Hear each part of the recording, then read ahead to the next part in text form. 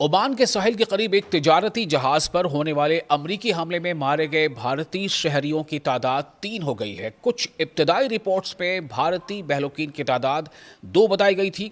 इस वाक़े पर भारत ने सख्त रद्द-ए-अमल दिया है और खित्ते में बढ़ती हुई कशीदगी पर तशवीश का इजहार किया है।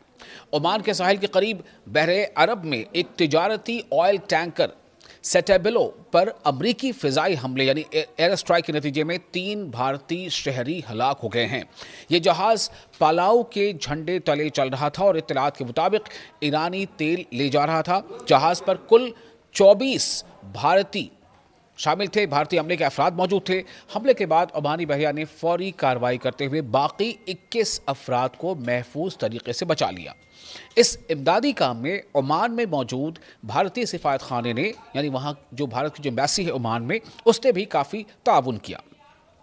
भारत की वजारत खारजा यानी मिनिस्ट्री ऑफ एक्सटर्नल अफेयर्स ने इस हमले की शदीद मजम्मत करते हुए कहा है कि तिजारती जहाज़ों और शहरी तनसीबात को निशाना बनाना नाकाबिल कबूल है।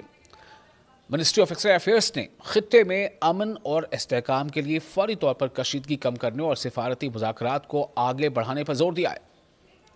भारत के विदेश राज्य मंत्री यानी कि भारतीय जो वजारत खारजा है, विदेश मामले की जो वजारत है, उसके तर्जुमान रणधीर जायसवाल के मुताबिक गुज़िश्ता एक हफ्ते के दौरान ये तीसरा भारतीय अमले वाला जहाज़ है, यानी एक ऐसा जहाज़ जिसमें क्रू मेंबर्स में भारत के शहरी थे, जिस पर अमरीकी कार्रवाई हुई है।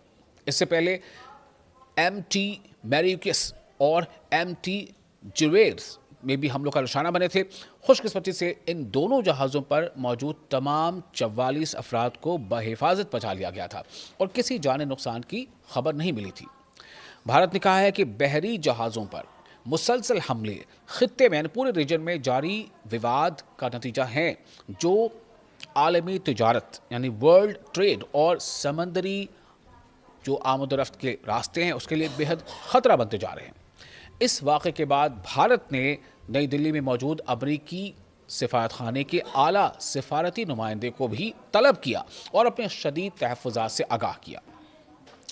एक्सपर्ट्स बता रहे हैं कि ईरान से मुतालिक जारी कशीदगी और समंदरी रास्तों में रुकावटें एशिया समेत कई देशों की तवानाई की ज़रूरियात यानी जो एनर्जी को लेकर जो उनके नीड है और आलमी मंडियों पर असर डाल सकती हैं।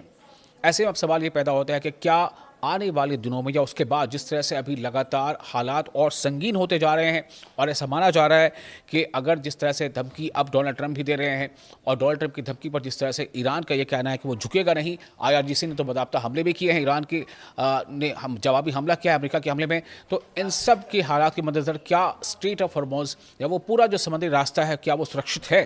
क्योंकि जैसा अब तक बात सामने आ रही है कि इन रास्तों पर जाने वाले जो भी टैंकर्स हैं जिनमें ऑयल हैं वो एशिया के ही किसी मुल्क को सप्लाई हो रही हैं। ऐसे में उनकी जो क्रू मेंबर्स हैं उनकी जानों पर लगातार ख़तरा बना रहेगा अगर ये जंगी हालात मज़ीद और संगीन होते हैं।